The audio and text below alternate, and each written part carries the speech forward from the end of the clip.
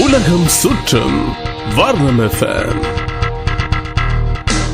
ஆச்சரியமான சுவாரஸ்யமான விளையாட்டு சினிமா என உலகம் சுற்றும் வர்ணம் FM வார நாட்களில் இரவு 10 மணிக்கு.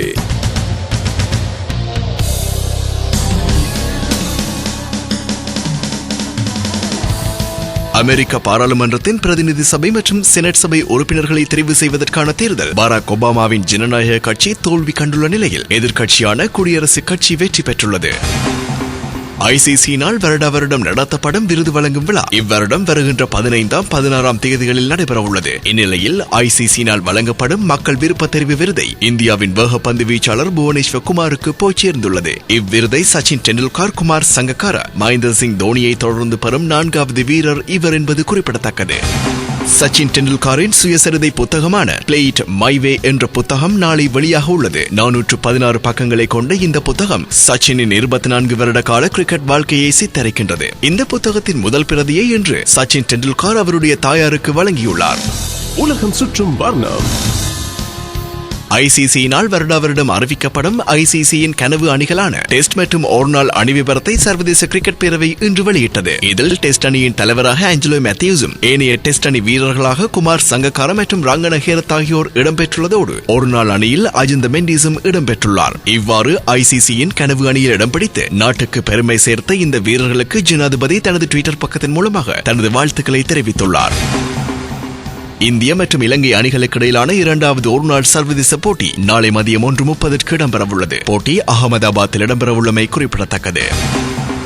உலகத்தின் முதல் தர 8 டென்னிஸ் வீரர்கள் மாத்திரம் பங்கேற்கும் ATP உலக சுற்றுலா இறுதி டென்னிஸ் போட்டி வருகின்ற 9ஆம் தேதி லண்டனில் ஆரம்பமாகின்றது. இப்போட்டி அட்டவணையில் ஒரே பிரிவில் ரோஜர் ஃபெடரர் மற்றும் ஆண்டி மொரே ஆகியோர் இடம்பெற்றுள்ளமை சுவாரஸ்யமானது. உலகம் சுற்றும் வர்ணம்.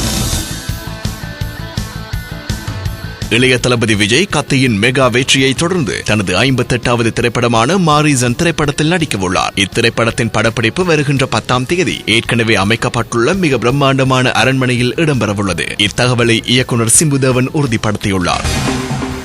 சூப்பர் ஸ்டார் ரஜினியின் லிங்கா திரைப்படத்தின் படப்பிடிப்புகள் அனைத்தும் நிறைவு பெற்றுள்ளன. இறுதிக்கட்ட பணிகள் மின்னல் வேகத்தில் ஆரம்பம். 6 மாதங்களில் லிங்கா திரைப்படத்தின் படப்பிடிப்பு நிறைவடைந்தமை குறிப்பிடத்தக்கது.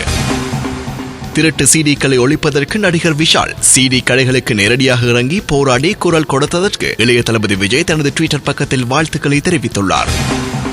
தல அஜித்தின் 55வது திரைப்படமான என்னை அறிந்தால் திரைப்படத்தின் ஆரம்ப பாடல் ரஜினியின் ஸ்டைலில் உள்ளதா? பாட்ஷா படத்தில் உள்ள ராரா ராமையா பாடல் போன்று என்னை அறிந்தால் திரைப்படத்தின் ஆரம்ப பாடலும் உள்ளதாக நம்ப தகுந்த சினிமா வட்டாரங்கள் தெரிவிக்கின்றன. இப்பொழுது உலகம் சுற்றும் வர்ணத்தின் ஒளிப்பதிவையும் வர்ணம் எஃப்எம்மின் உத்தியோகபூர்வ ஃபேஸ்புக் தளத்தில் நீங்கள் கேட்கலாம். உலகம் சுற்றும் வர்ணம் FM. ஆச்சரியமான சுவாரஸ்யமான விளையாட்டு சினிமா என உலகம் சுற்றும் வர்ணம் FM வார நாட்களில் இரவு 10 மணிக்கு.